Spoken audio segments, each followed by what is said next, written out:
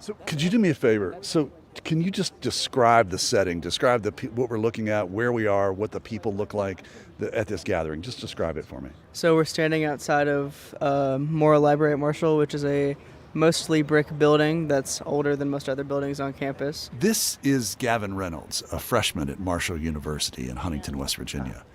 He's also a keen observer. We're surrounded by people wearing black capes and other people wearing graduation robes. This is like a kind of like a scholarly robe. Yeah, like a scholarly robe. And then we've got some people that are suited up and then others that are just kind of wearing casual clothing, which is expected because they told us to do anything but show up naked. It's a night out. It's a nice, cool night. Freshly rained earlier, so everything's still a little bit wet. There's police sirens going in the background. We got some people holding candles, one guy with a sword. This unusually dressed group is here for a meeting of the Dead Podcaster Society. If you're of a certain age and that name sounds familiar to you, that's because this group is modeled after the club at the heart of the 1989 coming-of-age film Dead Poets Society. To mark the 10th anniversary of Us and Them, the society has welcomed me in and invited me to speak. In fact, that sword that someone is carrying around turns out to be part of my induction ceremony. After a group photo in the courtyard outside the library, the president of the Dead Podcasters Society, Nolan Duncan, marks the start of tonight's event. He's a junior, majoring in broadcast journalism and media production. He starts things off with a proclamation. What's the word? Oyez, oyez. Attention! All thee who seek to share their voice. Ye who have traveled here in the heat of summer with the clashing winds of winter. You all have gathered today. For, as some of you can see, you have either continued your dedication to this great society, or you are here to be welcomed as a true member of the Dead Podcaster Society. As we welcome our guest Trey Kay tonight, we begin with a ceremony that should have happened at the beginning of the semester, but due to weather situations it didn't. We shall take you through the storied halls of Morrill Library and show you the history of the great university you call home. You may now turn to the keeper of the stories, Lori, and let her guide us. But first, someone needs to ring the bell that stands in the courtyard. Here we go.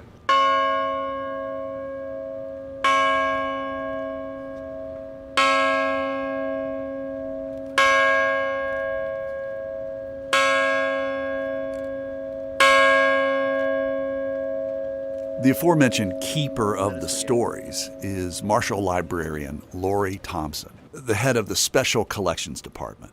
She prepares us for what's next, a tour through the stacks where the books are stored. All right. So we are going to depart the bell and walk to the stewardized secret entrance of this building, in which I will lead you through the labyrinth that is the Morrow stacks. And then we will adjourn into the room in which we will hear the great Trey Kay teach us all about podcasting. So please follow me. Be careful. It is dark. Not everybody has a little light. So essentially the Dead Podcaster Society is a club, right? Professor Rob Quick is the director of Marshall's School of Journalism and Mass Communications. But I really thought there should be a club because podcasting is so huge now, so popular. I thought there should be a club on campus for students who want to be interested in putting together and appreciating podcasts. He thinks the club also serves a larger purpose. Someone said, we're the weirdos, we're the freaks, we're the outsiders, we are the students who don't quite fit in everywhere else or anywhere else. I would never say that myself, but the fact that they've said that and the fact that they believe that, the fact that they found like a safe space for them to express themselves and be who they really are, that wasn't something I planned on, but actually it's probably the biggest success we've had out of anything. It's been several years since I watched the film The Dead Poets Society. Yeah, there it is. So he's got the, what do you got there? This is the actual movie. This is the special edition of the movie on DVD, and I have a Blu-ray, of course. But the point is, it's always somewhere. I always have multiple copies of this because I do refer to this. And Dead Poets Society is different because they're this elite private school, right? And so the pressure upon the students there is this conformity, to conform and be well behaved and to get this education and to look good and to dress well and act appropriately and communicate in a certain way. And Robin Williams in the film is all about you must find your own voice. Boys, you must strive to find your own voice, because the longer you wait to begin, the less likely you are to find it at all. What I'm wanting them to do is to, within the format, within the medium of podcasting, is to record content that is genuinely meaningful to them. Audio storytelling through this podcast has certainly provided my life with meaning and purpose. I'm glad for the chance to share what I've learned with the next generation of podcasters.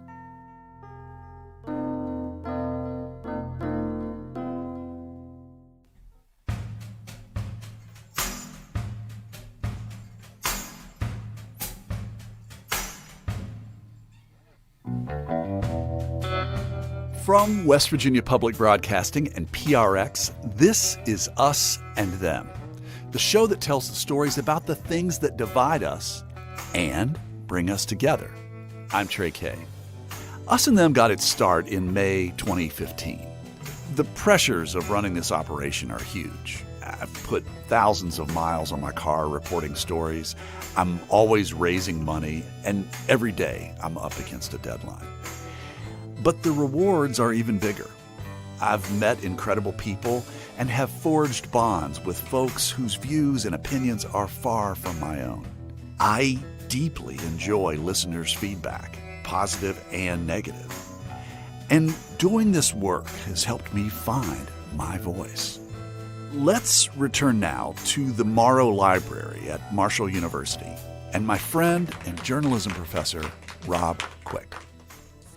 Trey Kay is an award-winning journalist and storyteller, best known as the creator and host of the podcast Us and Them. It's produced in partnership with West Virginia Public Broadcasting and PRX. Born and raised in Charleston, West Virginia, in a conservative family, Kay later moved to New York City, where he became a producer on the arts and culture program Studio 360 at WNYC. Kay's passion for reporting on America's culture wars began with his 2009 radio documentary, The Great Textbook War, which earned prestigious accolades including the Peabody, Morrow, and DuPont Columbia Awards. Through Us and Them, Kay delves into the cultural issues that often divide Americans, aiming to foster understanding across ideological lines. He splits his time, like myself, between New York and West Virginia, continuing to explore the complexities of America's social and political landscape. The Dead Podcasters Society is delighted to welcome Trey Kay as our very special guest for this evening's event.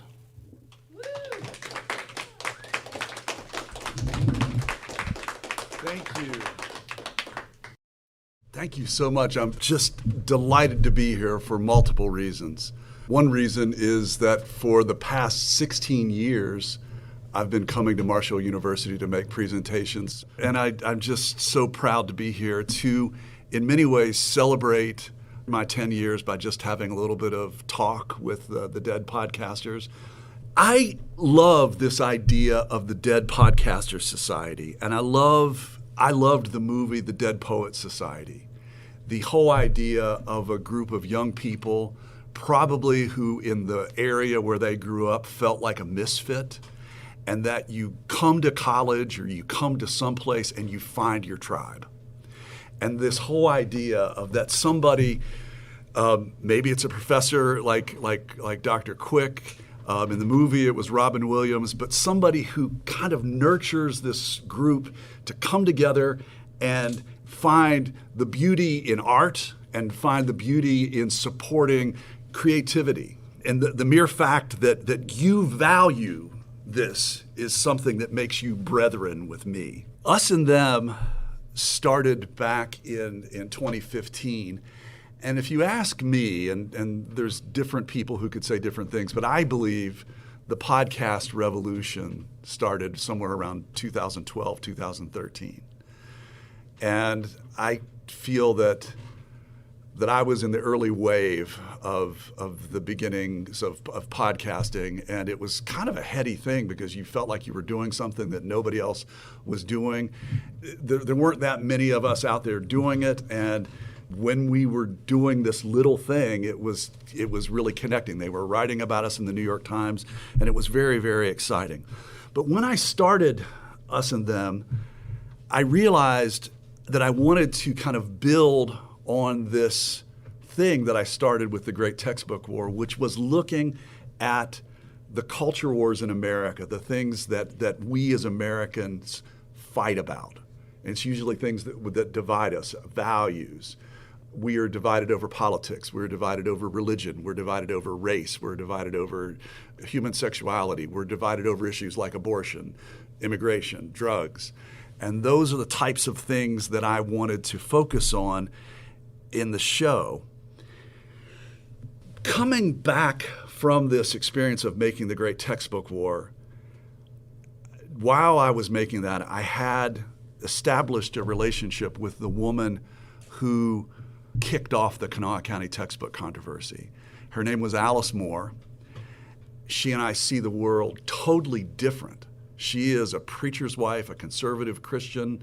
She votes for candidates that I would never vote for. But for some reason, she and I seemed to hit it off, and we had a very warm friendship. In the beginning of my Us and Them podcast, I decided that I thought that what I wanted to do, at least in the initial part of the podcast, was to show how maybe you could have a connection with people who were very different than you, that in many ways we don't really talk to people who are not like us. What I would like to do right now is play a little bit of a clip from an episode that we called In Dixieland, I'll Take My Stand. And this is an episode where I am with my friend Alice. She is not living in West Virginia, or wasn't at that time. She was living in Tennessee, right above the border of Mississippi, right above near Corinth, Mississippi. And she wanted to take me to a graveyard. And Mike, here we'll try to. So let's listen to this. Describe me what we're seeing here in the cemetery. Well, you come in the gate here, there you see a Confederate flag right there.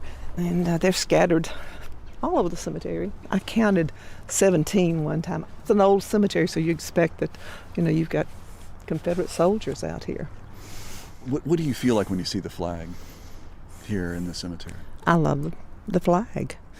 I love what it represents. I love the fact that it was the flag of people who stood up and fought for what ended up being a losing cause, but they believed in what they were doing. They knew they were in a minority, but they fought a tremendous battle. That flag represents standing up for what's right and just and fighting for what you believe in. Do you understand that the Confederate battle flag, to many people in this country, that it's a symbol that is akin to the swastika, and that it's very difficult for them to see it any other way? Well, are you concerned, or does it bother you that there are people in this country who see that flag as representing their ancestors? So that is me and Alice, and that's the type of conversation that she and I had a lot. And if you listen to Us and Them, if you listen for a while, you can hear us having conversations about homosexuality, hear us having arguments about President Obama and President Trump, et cetera.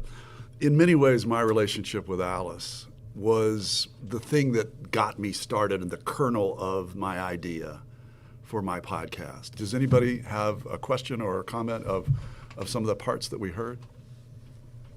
Yeah, over here. It was definitely interesting to me. I've never kind of seen such open conversations like that. Usually they're much more kind of heated, or the stuff I engage with is kind of fairly on my side, and it doesn't really speak honestly.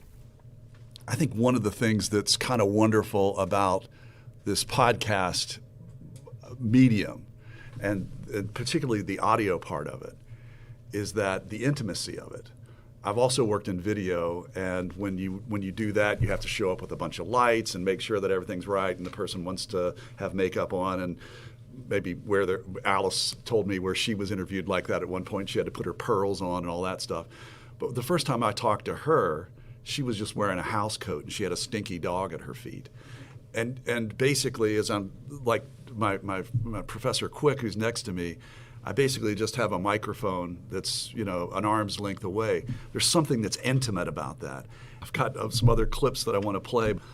I was visiting with Professor Rob Quick not long ago, and he was showing me some of his great new textbook and talking about how it is that you can nurture a podcast idea. Look around you. There is something that's happening around you that you're going through.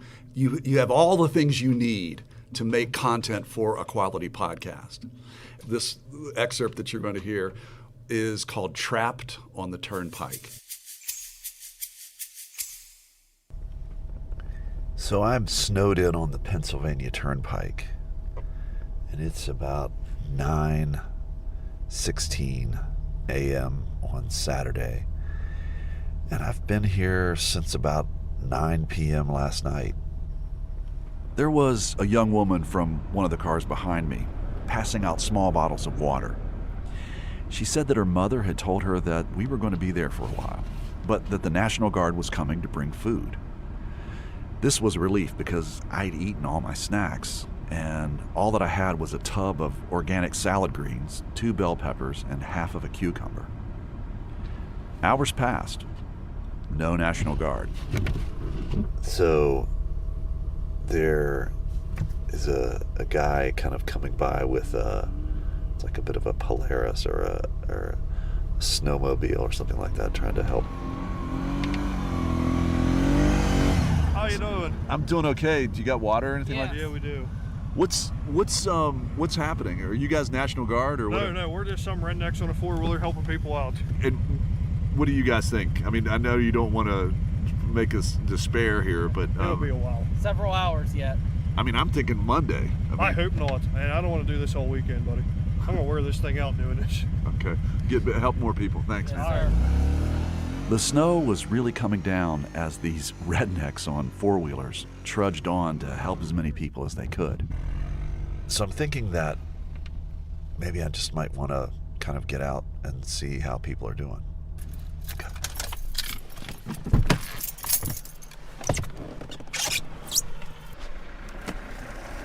How you doing? Doing all right. Have you heard any news on what's going on? I haven't. All I know is that there's a bunch of trucks that couldn't get up the hill, and they got to pull all them off first before they can clear the roadway for us. While I was visiting people, my friends were loading messages onto my voicemail. Hey, Trey, I heard you were caught in the blizzard. Just checking in. Give me a call. Talk to you later. Bye. So what I wanted to let you hear in that was getting out and talking to people. I had my recorder there, and there were all kinds of elements, like people calling in and stuff like that, and it made a piece that really resonated with folks. Yeah. Any other questions? Over here? All of the clips that you showed or played for us, a lot of them were about very deeply personal things for the people you were interviewing. And even with like the being trapped on the turnpike, very like tumultuous situations that can inspire a lot of fear and emotions. Do you feel that it takes any effect on you personally, having to hear these things? Yeah, I just did a taping last night for Us and Them. We do a dinner party show, and we were having discussions about Donald Trump's first 100 days. And I woke up this morning, and it's still the adrenaline still hadn't dissipated from my body. Okay, I want to play one more piece before we get to questions. In Charleston, back right after Trump was elected, or I guess right before, a 63-year-old white man killed a 15-year-old black boy. And when he was in his police statement, he said, "I don't know why people are so upset about this. I was just taking another piece of trash off the streets." And the family that I was hoping to speak to They were so overwhelmed with CNN, NBC, MSNBC, Fox News, everybody coming to talk to them that they didn't want to speak to a reporter from West Virginia Public Broadcasting. So an African-American preacher in Charleston said, if you want to know and understand the pain of what an African-American woman goes through when they're losing a son, you should call Deanna McKinney. And so I called Deanna McKinney. And the thing that I would like, just one thing as we go into this, is that something that an editor of mine, my editor, Deborah George, who edited me during the Great Textbook War, she said, Trey, anytime that you go interview somebody, make sure that when you knock on the door, your tape is rolling. Yes, that might be sneaky. Yes, they haven't given you permission, but you'll never, ever have the opportunity to represent an authentic meeting, right? And so when I went to meet Deanna McKinney, I had the tape rolling, and what you're going to hear is kind of a little bit where this conversation went. I'm on the west side of Charleston, West Virginia. I'm walking to the grocery store with Deanna McKinney. She's doing some last-minute shopping for her family's Sunday dinner. Wait, let me get a card. She says she needs to buy some cornbread mix and 12 heads of cabbage. Do you like cornbread or you like dinner rolls? Which one you like? I prefer cornbread, but... You prefer cornbread? Because I love cornbread too. All right, that's what's up. We're going to have some cornbread. Sunday dinner is a big deal in Deanna's family. Deanna's a de facto mother to her 3 sisters and 2 brothers. These Sunday dinners are to remind her siblings that someone's always got their back. These gatherings have also anchored her family through some dark times. We're still at the grocery store, and the shopping cart is a little noisy. So, your son was shot and killed, was he not? Yes, he was shot and killed on the porch.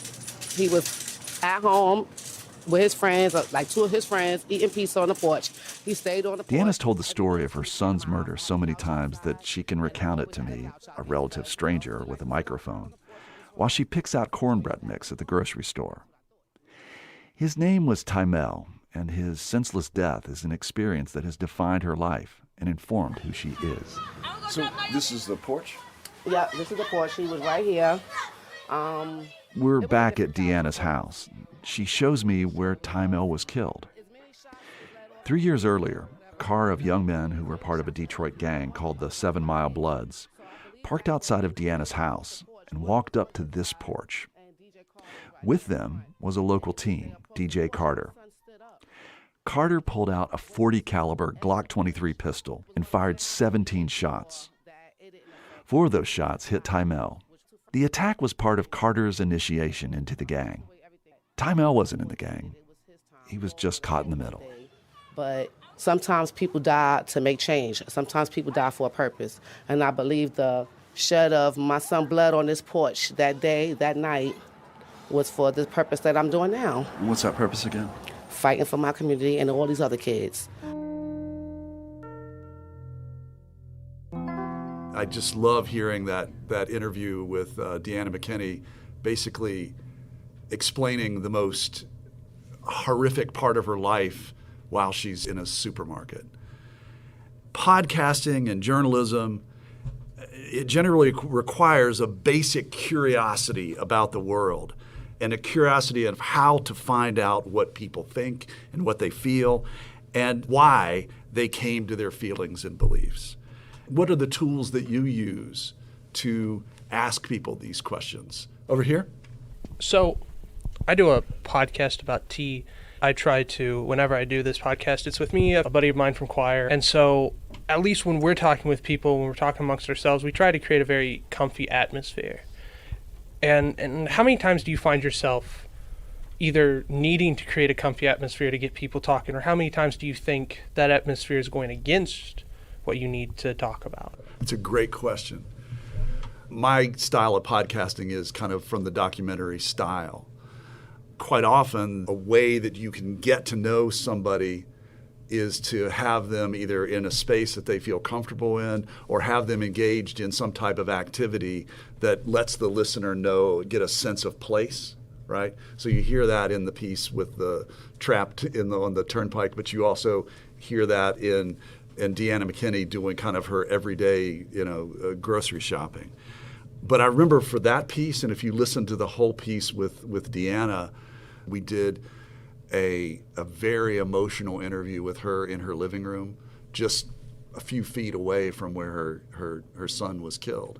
After we'd known her for several months, that was cultivating a relationship. So, cultivating relationships and building connections are at the core of most episodes of Us and Them. Over the years, I've met many people who are new to me, but sometimes my stories come from old friends. So, Randy, what the hell are we doing? Well, I'm going to try to take you over here to where the Little League baseball field used to be. But we're driving across a creek right now. Yeah, so trying to figure out how I'm going to turn around here. Coming up, we'll hear an excerpt from Us and Them's most popular episode and my induction into the Dead Podcasters Society. You're listening to Us and Them. This program is supported in part by the CRC Foundation.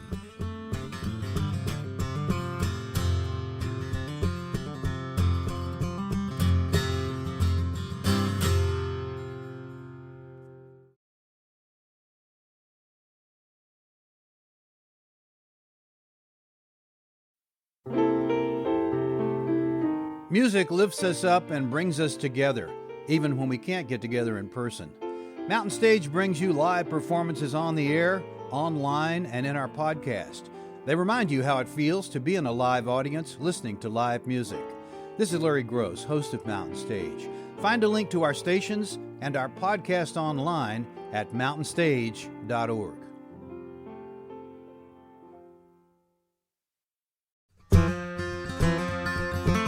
Hey, it's Trey, and this is Us and Them from PRX and West Virginia Public Broadcasting. Let's get back to my recent presentation to the members of Marshall University's Dead Podcasters Society at the Morrow Library in Huntington, West Virginia. All right, here's the last clip that I want to play for you, and this one is the most popular one that we ever put out. And just to give you like a little bit of a background, we had been working with PRX, the Public Radio Exchange, they were helping us work on how it was that we could improve our podcast. And all the people there who were giving us feedback, they were saying, your show is about politics. And I was like, no, my show isn't about politics. It's about politics sometimes because politics in some ways divide people. But I don't think that that's just what our show is about. What I think our show is about sorting. And what I mean by that is that how we as Americans tend to cluster with people who believe and value the things that we believe, and the people who don't value those things they are the people who are in the other tribe. And so the woman from PRX said, well, when you come back here next month, I want to see an episode that is about sorting, and I want to hear West Virginia in that story. And I thought, okay. And I was driving home, and then all of a sudden it dawned on me, I went back to high school, and how that in my high school there was the separation between the Hillers and the Creekers. And so my idea was that I wanted to go and interview various friends that I knew from high school, and even people who were younger, people after high school. And I was going to meet several of them, and we were going to talk about what it was like, the class conscious divide between the Hillers and the Creekers. And just to make it clear, the Hillers were usually the affluent people who lived on the hills. The parents were business people, doctors, lawyers, et cetera, and the people who lived on the creek were working class people. So right now I'm going to introduce you to my friend Randy Thomas, and he's a Creeker. My friend Randy Thomas was then and still is a proud Creeker. He recently drove me around his hometown of Loudondale in his new pickup truck. He wanted to take me to some of the places where he used to play as a kid, and the only way to get there was to literally drive right through Davis Creek. So, Randy, what the hell are we doing? Well, I'm going to try to take you over here to where the Little League baseball field used to be. But we're driving across a creek right now. We're driving across the creek. Yeah, so? That's okay. I got to figure out how I'm going to turn around here. All right, I'm in a big Ford pickup truck. No, you are not. Ford. Oh, my gosh. I'm going to throw you out right here in the middle of this creek. I'm in a Chevy pickup truck. Yes. Demony. That's blasphemy. I'll never be your friend again. I know you're lying. Now, Randy and I have known each other since we both arrived at John Adams Junior High School from different elementary schools. Randy felt the education he'd received up until then left him at a disadvantage. One thing that stood out to me was this thing called a term paper. And they wanted you to do a term paper. I had no idea of what a term paper was. And it sure seemed like all of my friends that were from the schools up on the hill knew exactly what a term paper was. It seemed like they knew what a source was and, oh goodness. Bibliography. All those things. I had no clue, and I just felt lost. Randy also noticed how Hillers dressed differently than Creekers, right down to the shoes. My shoes came from Pickway. My tennis shoes growing up cost about $2 a pair. By the time I got to John Adams, I was wearing Converse, but I had to fight my parents to get them. I mean, they were just like, oh my God. And back then they were maybe $20, if that, and they just didn't see the value in it.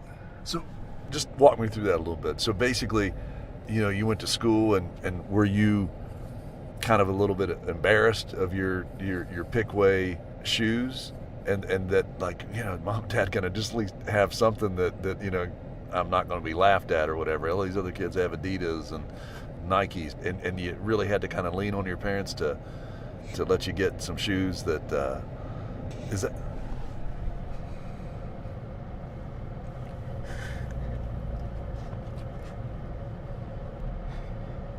I feel like I've touched a nerve.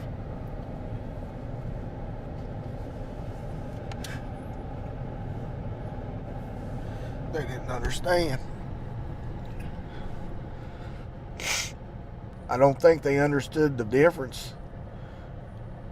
I ended up taking my own money and I went and bought the Nike Cortez, I think is what they called it. Yeah. The red stripe. With the red swoop on it. Yeah. It's not a stripe, it's a swoop. I mean, Nike will let you know that. I think that shoe cost $35. Went to Sport Mart on Courier Street in downtown Charleston. Bought the Nikes. Put them on before I ever left the store. And I styled and profiled and left there.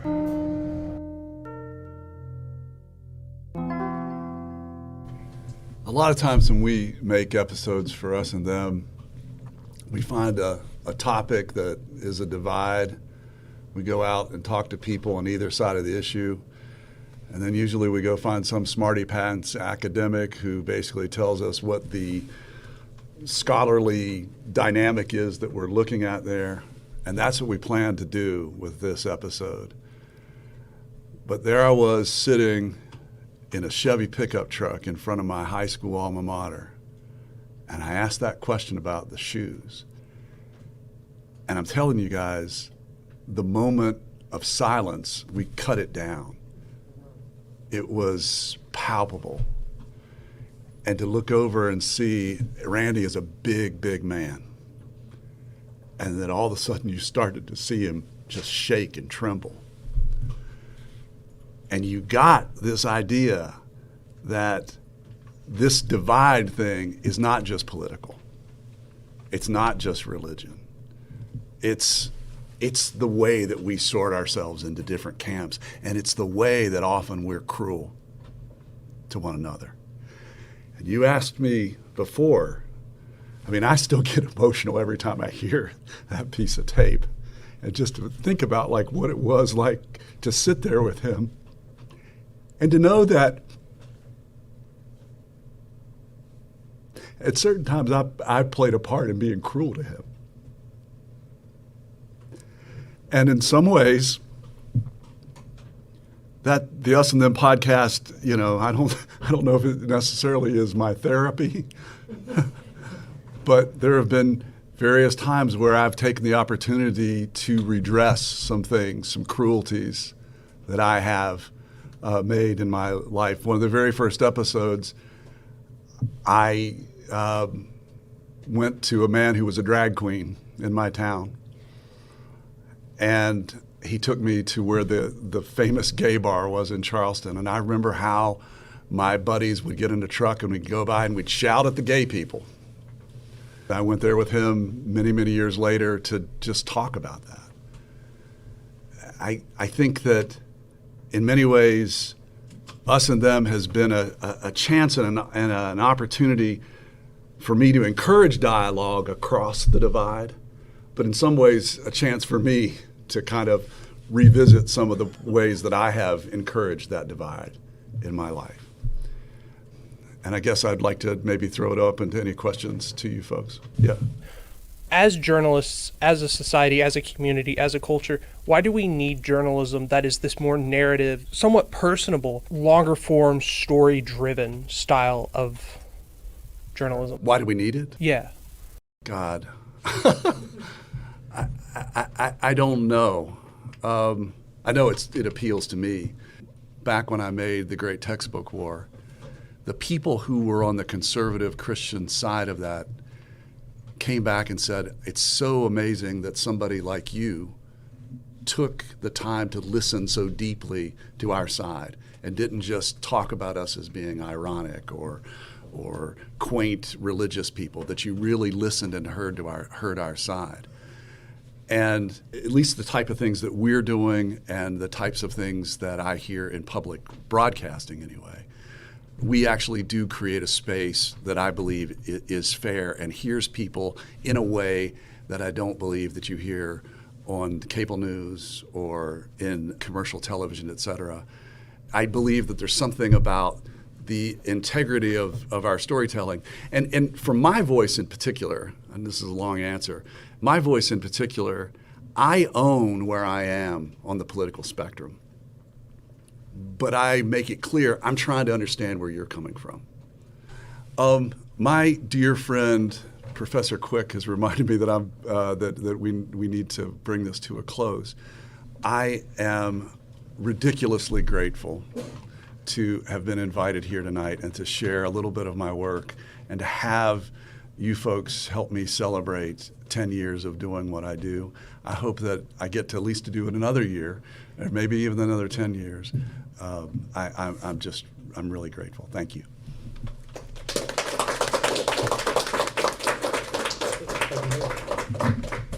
Okay, so just going to read two things and then we're going to be very quick. In a world of endless noise, you have chosen the mic. You believe in stories, in silence and in signal. You are not afraid of dead air, only dead ideas. For those about to be inducted, you now join the ranks of those who listen deeply, speak truly, and edit wisely. Carpe Sonum.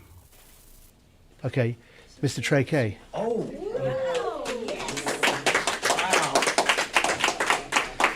Okay, so do I need to kneel? Mm-hmm. I have arthritis in both knees, so several students help me kneel on the ground. Professor Quick holds the sword and taps me on the shoulders, like I'm being knighted, as I recite the Society's induction vow. I, Trey Kay. I, Trey Kay. Accept the mic. Accept the mic. And the power it holds. And the power it holds. I vow to tell stories that matter. I vow to tell stories that matter. To speak with purpose. to speak with purpose, to listen with intent, to listen with intent, and to never fear the pause. and to never fear the pause. In the silence between words, And in the silence between words, I find meaning. I find meaning. In sound, I find soul. In sound, I find soul. I'm a podcaster of the living and the dead. I'm a podcaster of the living and dead. Carpe Sonum. Carpe Sonum. Carpe Sonum is Latin for seize the sound. Medal, please. Oh, wow. Round of applause. All right. There you go. Give him his. This is your. You've been listening to Us and Them. Our team for the show was me, Trey Kay, Amy Eddings, and Kate Smith. Special thanks to Nolan Duncan, Lori Thompson, Mike Stanley, and Kyle Vass. And special thanks to my friend, journalism professor Rob Quick, for arranging the event. Michael Lipton, Tristan Lozow, and Ahmed Solomon wrote and performed the Us and Them show music. Mark Lerner designed our logo. The marvelous people at PRX and West Virginia Public Broadcasting make Us and Them possible. So do grants from the Corporation for Public Broadcasting and the CRC Foundation. Hey, we'd love to get your thoughts about this episode. Connect with us on our Facebook page or on X, formerly known as Twitter, at Us Them Podcast. Us and Them was originally developed with assistance from the mentorship program at AIR, the Association of Independents in Radio. It's been a fantastic 10 years with all kinds of peaks and valleys, but I'm so grateful that all of you listening have supported me. We'll see you next time on Us and Them.